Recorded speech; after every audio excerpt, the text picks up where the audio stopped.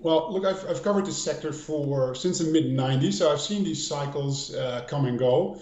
So there will be, at some point, there will be an end to this cycle, although it's a bit different this time around because we've had COVID and no one was investing in 2020. None of the big players were really investing big. And of course, the demand for semiconductors has only grown and is continuing to grow. So as is very typical in the sector, what you see is a catch-up effect, and you get this sort of extended cycle now where all these companies are scrambling to buy equipment, including from the company I first covered back as a junior analyst in Europe, ASML. That's the best company you've never heard of. Nothing happens without that company when it comes to chip manufacturing. And so the lead times for equipment have become very long, actually. And so I expect to see a prolonged shortage, and it will probably end sometime next year, maybe. And it's always hard to predict. But it's right now we're still in a very good spot for if you're a chip manufacturer, because the demand is still there. There's definitely ways to play this locally. It is a fact, though, that you need to be a bit patient when it comes to semiconductor development, because these companies have been developing their technology for many, many years. And because typically, I'd say investors on the ASX, especially in the small cap space, don't have a lot of patience. Let me put it like that. They're looking for the next announcement and the next share price run within a couple of months of buying a stock.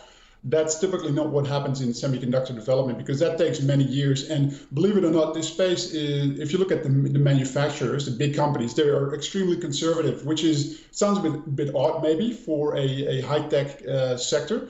But because it's a license to print money if you've got a good running fab, it's very hard to change any sort of tool or a recipe in your fab, because you're printing money basically. So the incentive to change anything isn't very high unless there's an absolute necessity.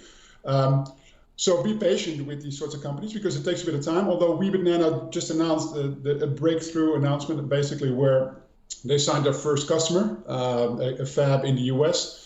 I think BrainChip itself has got the actual commercial products sort of ready almost. So that's expected later in this year. And they've got and this is important, they've got production capacity reserved with TSMC. That is a very good thing for them. So at your peril, overlook this sector on the ASX, because there's so many opportunities there. If you're looking for more mature companies, have a look at Pivotal and Revasum. These are two equipment companies in California. I visited them both 2 years ago, and these are existing businesses. They've got revenues. Pivotal is in bed with all the major OEMs, so the suppliers to the chip industry when it comes to equipment for tools. And Revasum's got a tool which can help manufacture so-called silicon carbide chips, and these are chips that are used in high power applications like electric vehicles or charging stations or solar inverters. So these markets are high growth markets. They've got revenues. And these companies are a lot less speculative than some of the other development companies. So there's a distinction to make between those two.